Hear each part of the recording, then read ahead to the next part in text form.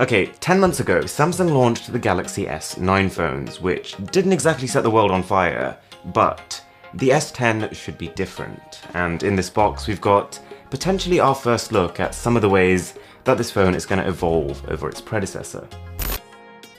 Okay, to start with, a pretty standard cardboard box wrapped in an excessive amount of tape. This is quite normal for packages sent via DHL, I don't know why they do this. And inside we've got a bit too much bubble wrap. They've been seriously careful with this box, I'm not sure why, it is a clone phone.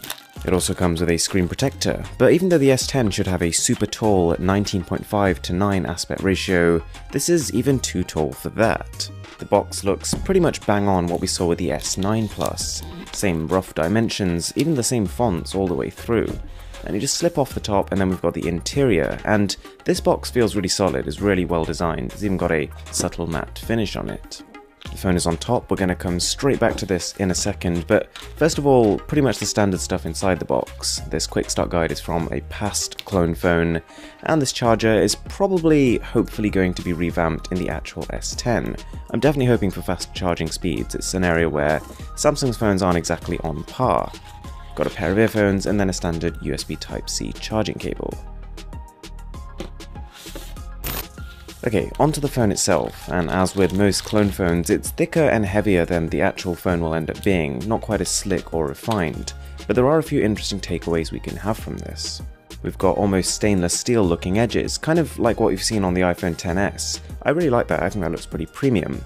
But also the colour, you've got this deep ocean blue, and alongside a green and potentially a pink too, this is one of the primary colours the S10 should launch in. It's also pretty likely that we'll see some sort of gradient finish on at least one of the models, given that Samsung has been now testing them on their more niche devices, and, well, everyone is doing them.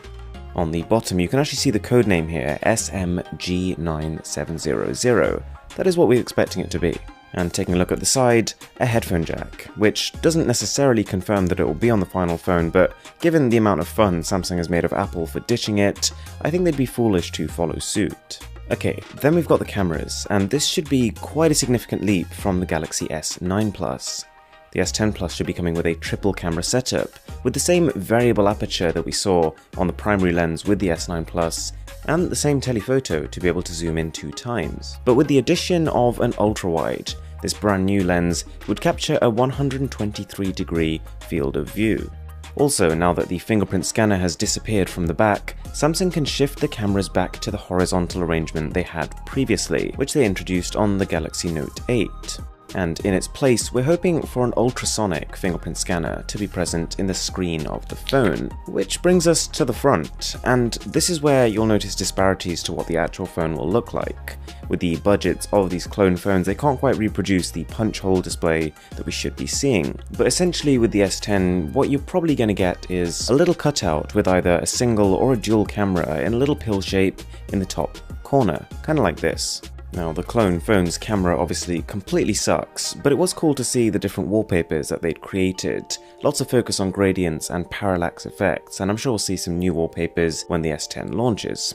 Also, the skin on this phone isn't quite right. You might know that Samsung has launched something they call One UI, and this is probably what's going to be preloaded on the S10.